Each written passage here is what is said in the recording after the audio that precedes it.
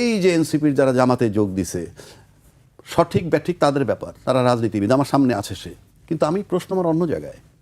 আমি বলতে চাচ্ছি যে বাংলাদেশে এখন স্বাধীনতার পক্ষ বিপক্ষ শক্তি বলতে যে ইয়েটা কার্ডটা চালাইতো, এটা চালানো কঠিন অপরাধ।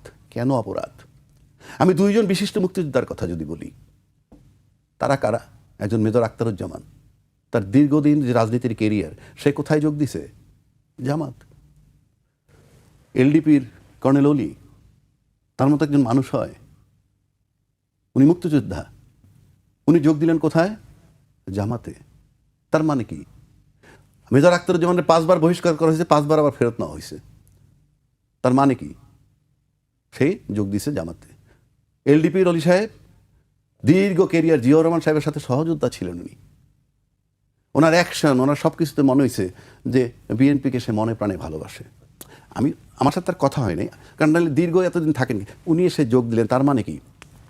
এখন আপনি এই কর্নেল অলি কি রাজাকার? মেজর আখতারুজ্জামানকে আপনি কি রাজাকার বলবেন, নাকি জামাতের মুক্তিযোদ্ধা বলবেন?